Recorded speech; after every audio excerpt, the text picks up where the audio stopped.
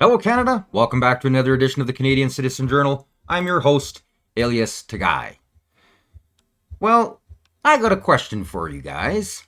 Where did you first hear about what was going on in Parliament? This whole barricaded man. Was it mainstream media? Was it independent media? Was it TikTok? Let me know in the comments. Now, I'm on a variety of social media. On two separate accounts.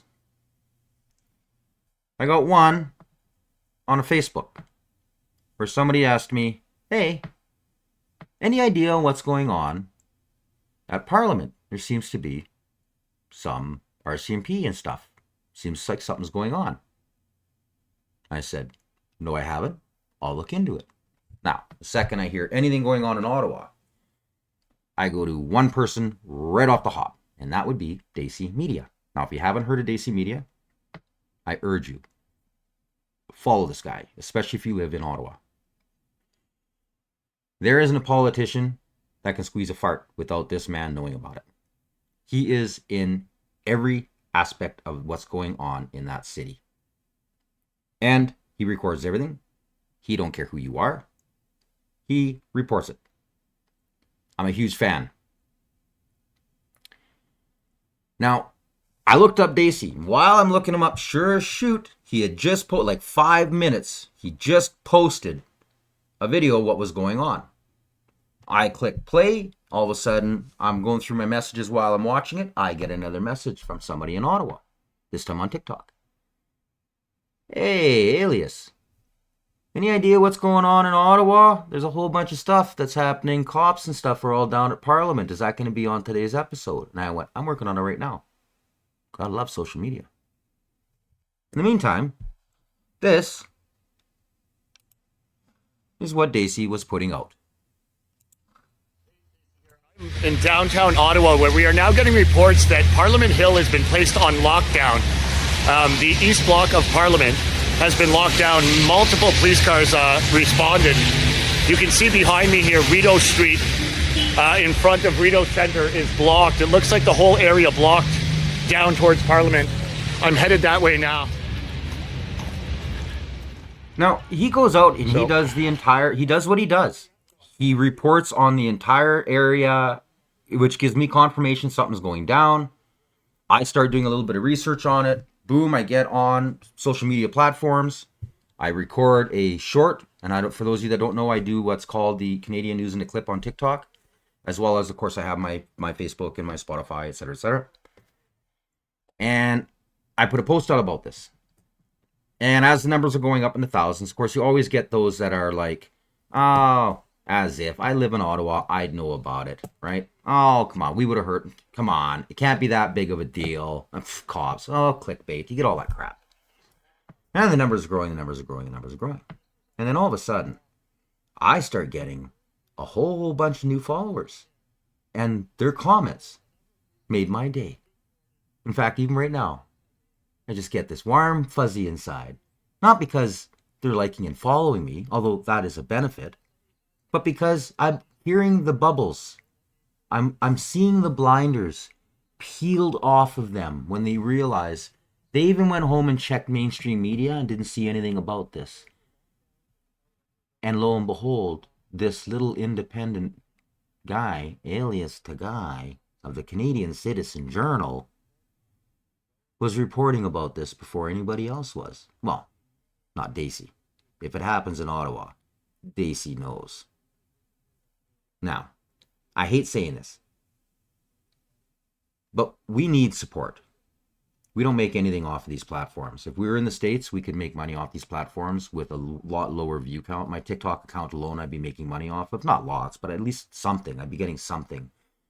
It costs money to do this. Not only all the equipment and the software and the upgrades and the cameras and the microphones and blah, blah, blah, but all of the accounts and stuff that we have to use. I've got to pay for subscriptions. I can't have a regular X. I got to have the check mark. You got to have, in order for me to have access to all of this information that I need, let alone all of the homework I do. A lot of these outlets now, because they're digital, you have to subscribe, which costs you money. I got to pay for all that. This is my new job. I dove right into this. This is my new job. I work literally 18 plus hours every day.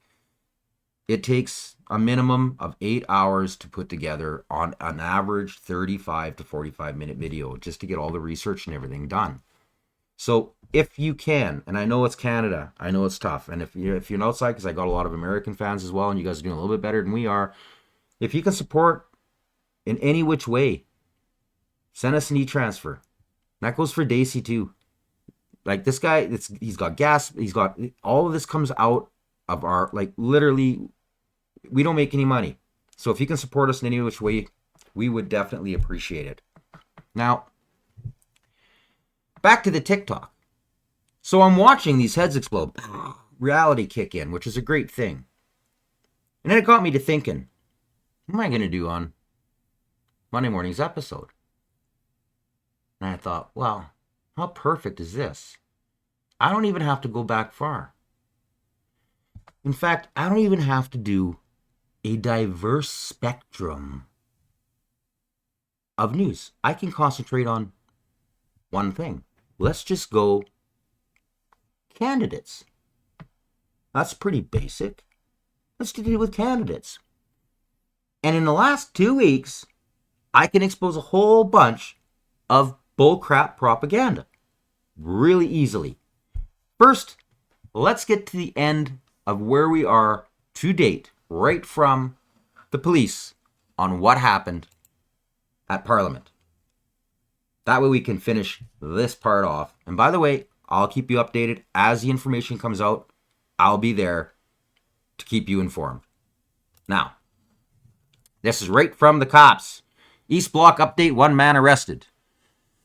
1 man has been charged with several offenses after an incident at East Block yesterday at approximately 2:40 p.m. on Saturday, April 5th, 2025. A man entered the security screening area of East Block, Parliament Hill, and began making threats to the safety of those inside. The man was isolated to the security screening area, and the Parliamentary Protective Services and Ottawa Police Service attended to facilitate an evacuation of the building and surrounding area. Multiple OPS and PPS sources were deployed. Now listen carefully to this, okay? So you have the OPS, the PPS, including the OPS CBRNE, which is the Chemical, Biological, Radiological, Nuclear, and Explosives Division, Emergency Services Unit Division, K9 Division, Tactical Division, Negotiating Division, Neighborhood Resource Team Division, and Traffic Division. You would think with all of those divisions there, mainstream would have been talking about this. Nope.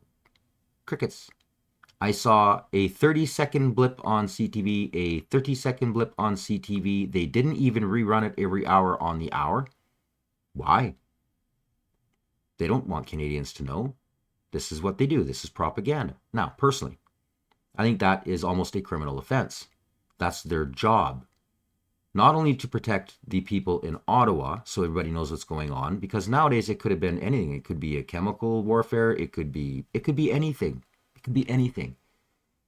And what about Canada as a whole? And of course, you'll get those lefties. They'll be like, "Well, you didn't have to let Canada know. It's an ongoing investigation." What if it was a cell? What if this was going on all over the country? And there were thousands of Canadian lives all over the country that were at risk of being hurt. This is why transparency has to be part, like, number one of all government and police. It has to be. In order for us to be safe, we have to be aware of what's going on. If there is a landmine 10 feet away and they know it's there and they're allowing traffic to walk over it, hello? You can't just put up a warning sign. That's not how it works. We need to be prepared. Prepared people are secure people. We're better off that way and we're safer that way. So I'm really, really PO'd about how the media treated this story in general. Really bad. That's just beyond low, disgusting behavior. So let's just dive into a few other little stories just to kind of expose. Did you find out from the media, mainstream? Did you find out from independent? Did you find out from a TikTok? Did you ever find out at all about these stories here? check this out. This is Keenan Brexis. This is Juno. If you don't know who they are, trust me, you're going to want to like, follow, and probably share a lot of their stuff. These guys are awesome, especially Keenan. This guy is incredible. He is an amazing journalist. Let's just dig right in here. What do you got to say, Keenan? We were sent a ton of information about Thomas Keeper, which is, we get information about politicians all the time, but this was a lot that we got on Thomas Keeper, and it was consistent across all of my sources that I spoke to. I spoke to 8 people who know Thomas Keeper intimately.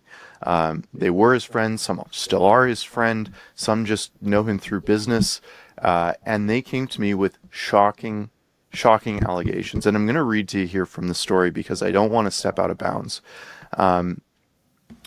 Brett Pierce, a management consultant in Calgary, met Thomas Keeper at several social events. It was sort of through business, sort of through friends. And he recalls the real estate agent talking casually about disregarding his wife's consent. This is something that multiple sources told us about, that frequently he brags about having sex with his wife, whether she wants it or not. Now, I'm not going to go any further than that. You kind of get the gist of where he was going, and that's just the tip of the iceberg. There's a lot more to it than that. Now, this story here all came from a previous story that Keenan was working on. He had, as any professional journalist would do, is when you build a story, you go to the person the story is about, and you give them the chance to rebut, to show evidence against or contrary. That defense, so that you get two sides to the story. That's the best way to fact check everything, because I mean, without it, you kind of have a dead end. It's accusations, and even though you may have all the evidence to prove somebody guilty, you're better off knowing the other person's side to confirm the story. When he went to the office, Buddy freaked out, ran in, closed the door. A couple of his minions ran out there, and they were like, "Oh, whoa, whoa, easy." And he's like, "I just have a few questions. Can you answer my questions?" No, instead they called the cops. "Calling the cops on you." So he walks across the street and waits. Cops show up, walk in, talk to this Thomas Keeper loser. And what does he say? He says, "Oh, well, he was verbally abusing me and he pushed his way in and he was being physical and I want a restraining order and I'm going to press charges." So the cops walked across the street to him and told him, and he's looking right at the cops going, "You are aware I got everything on tape. Like, hello." Now, if mainstream was doing their job, instead of protecting the liberals, they would have defended one of their own journalists. And all the rest of this whole sex stuff would never have even had to have come out. It could have been dealt with later on through the police, through charges, like it's probably going to be. We'll see in the future as it rolls out. But that's irrelevant. It ended up blowing all up because the mainstream wasn't doing their job. If the mainstream would have actually went up and said, "Hey man, check this guy out. This is a liberal candidate. Look at what he did. He falsely accused a journalist. He lied to the police," which is illegal. This would have been done. It would have ended a lot sooner and cleaner. Media didn't do their job. Why? Well, if you're a follower and subscriber, you know why. And if you're new, well, guess what? Because they're protecting the liberals. Because the liberals pay their damn checks with your tax dollars. And then I'm just going to roll this real quick. Well, very exciting news out of Calgary the other day. The election has just begun, and its first casualty has happened. I'm talking about the former Liberal candidate in Calgary Confederation. His name is Thomas Keeper, and he was an MP. It all started to fall apart. Gone. Resigned. Have you heard this in mainstream? Oh, no, because they're too busy attacking conservatives. Right. And then you get stories like this. The Liberal leader was surrounded by his Toronto regional candidates, except for Paul Cheng. This is a terrible lapse of judgment by Mr. Chang. He has apologized. But it's now Mark Carney's judgment that's under scrutiny for refusing to remove Chang from the election.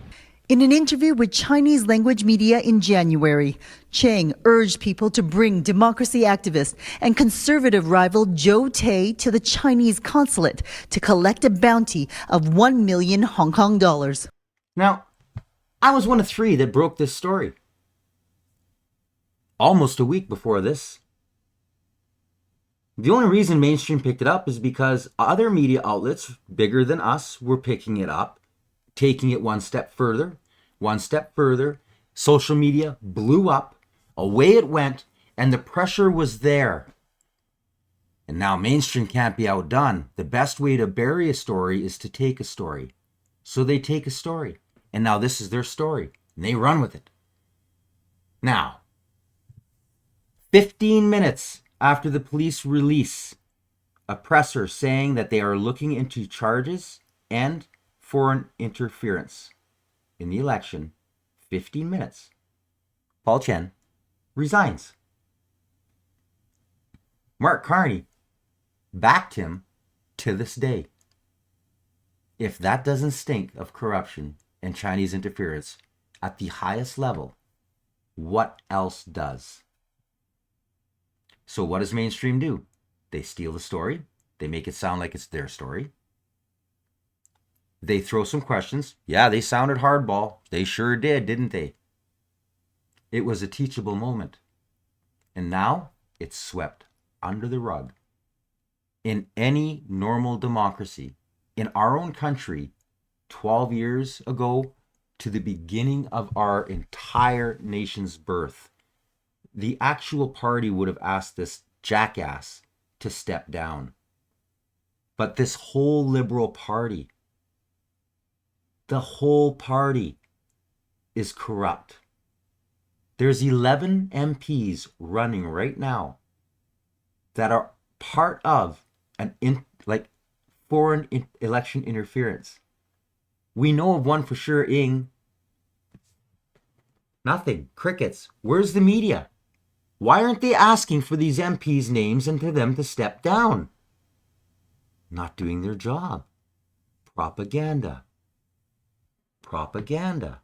By the way, if you want to see the episode I broke this, it's down below. Go through my videos. I'm telling you, especially for all you new viewers, I may be an independent, I may be a nobody, but I break a lot of shit and I'm slowly growing, and I've had a lot of other bigger media outlets steal my stories. It's a compliment. Yes, it makes me mad, but it's a compliment. Just, I got to do the homework. They get paid and I don't, which sucks. Anyways, moving on. This is Nikki Ashton. Now, I'm not a big fan of hers. As my friends and family know, I'm a bit of a nerd when it comes to politics and history. When Parliament is open, when the House is running, I'm watching it. I got the earbuds in. TV's in the background. Doesn't matter where I'm working, what I'm doing.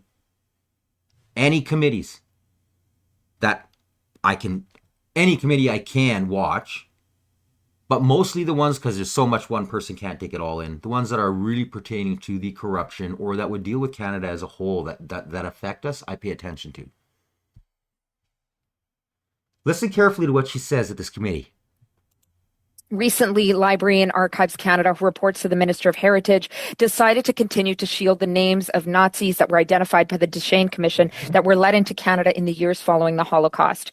Do you support this committee calling on the Minister of Canadian Heritage to instruct Library and Archives Canada to release the names of the Nazis in the Deschênes report?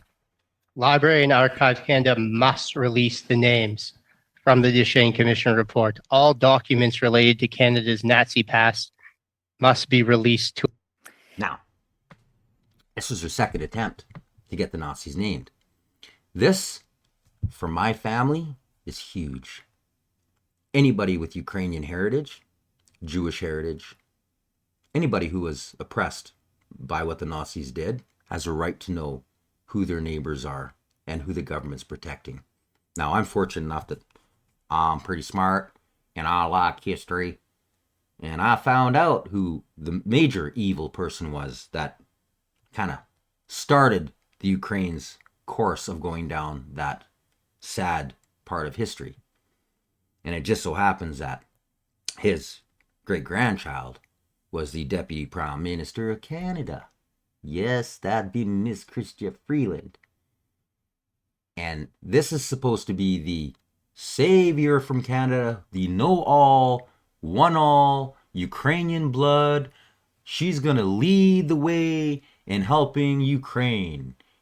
But she's too stupid to know what a Bandera flag is and got busted holding a Bandera flag at a rally that, guess what, mainstream media hid from everybody from seeing. Now, I'm going to post a link to a documentary. I post this lots. I want everybody who can possibly watch it to watch it. It's called Ukraine on Fire. Anything and everything you want to know about the history of Ukraine, literally from birth to where we are today and the war, this is a must watch. If you haven't watched this, really, you don't really have much of a voice on what's going on in Ukraine. Sorry, not sorry. Now, do you know who voted this down in committee? Two parties. The Liberals, of course, and the Bloc. Conservatives said, yeah, I want to see the names. And yet Nikki's grand old Putin sing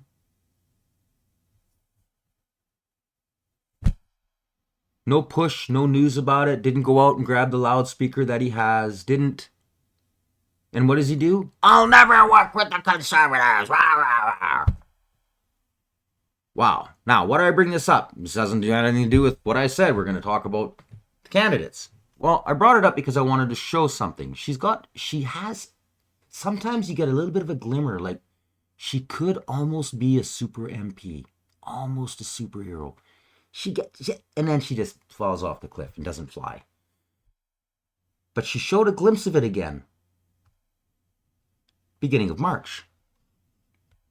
Now, I had already broke a couple stories dealing with this, and I was looking into information on money trails.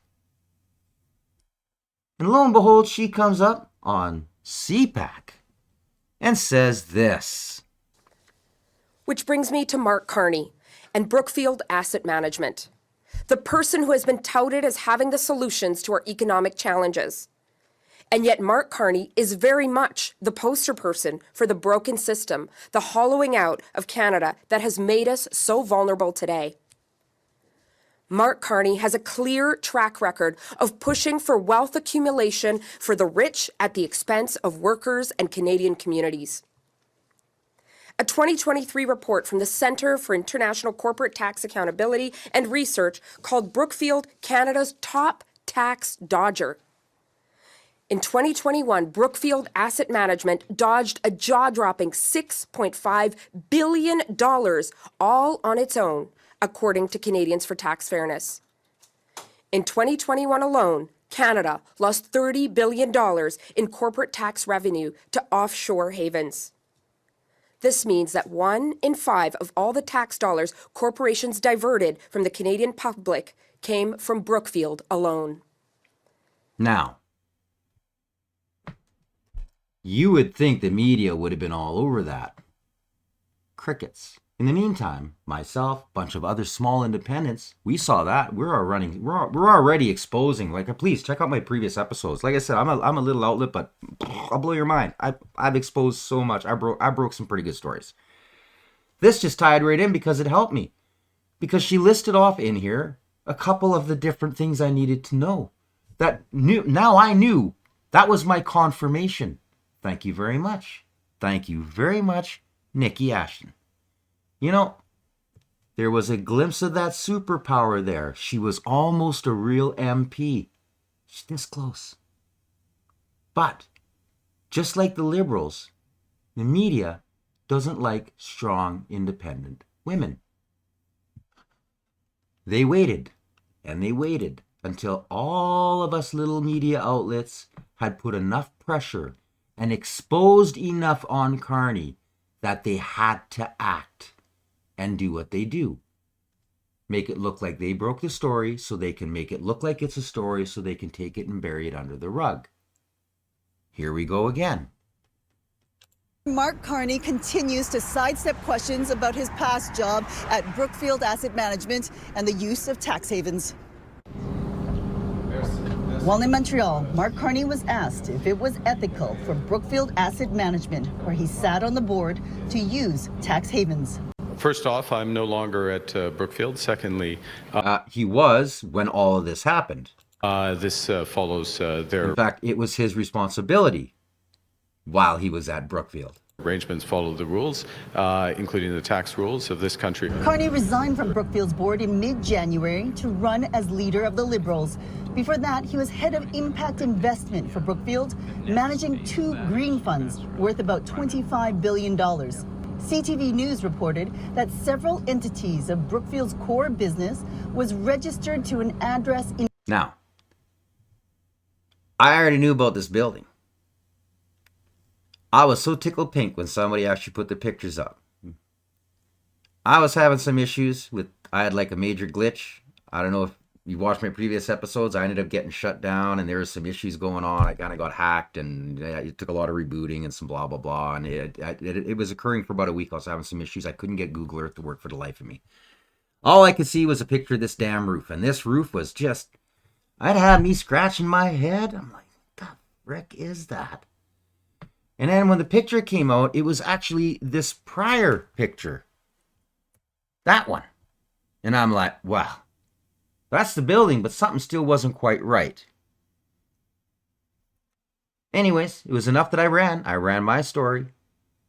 Media, crickets. 4 days. 4 days after this picture came out proving that it was in a bicycle shop. It wasn't even a real business building. These guys are like the worst money launderers, tax evaders. Come on, man. Again, any real party would have kicked him out of the leadership. You just have some morals, have some dignity. But it's hard to hold anybody accountable when the media is helping the party. Well, there's your 5 stories if you look closely and you look at the top. So really the top spot is like a 10-foot, I don't know how wide is that building, by 20 feet wide. That is their office building where they, guess what, ripped Canadian taxpayers off for billions of dollars. Yes. Yes. How long do you think this story is going to last before the media brushes it away without answers? Now, last but not least, have you heard about this one? This is one of my favorites. This is Christopher Beach. I regret to let everyone know that I just received an email from the Liberal Party telling me I've been rejected as a candidate. Without any explanation, after having been told repeatedly I was the one and only candidate for the Liberal Party in Caribou, Prince George, the only plausible explanation that I can come up with at this point is that I was too critical of former Prime Minister Justin Trudeau and current Premier David Eby in my past history as an active BC Liberal Party member and TV radio political analyst. Listen carefully, this is my bestest part. Like former BC Liberal Premier Christy Clark, sorry. For those of you that don't know, Christy Clark has robbed BC of millions upon millions of dollars. She has got more scandals on her than any other BC premier. Period. This chick is a thief and a liar.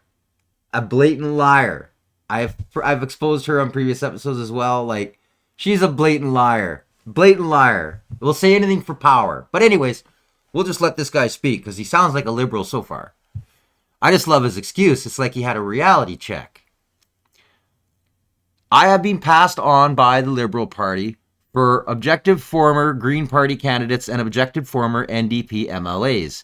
This is the Liberal Party's choice to make. I just wish they had been transparent, honest, and professional from day one rather than the complete opposite. Says the guy who defends Christy Clark. My God, the hypocrisy is thick. It's dripping off this post.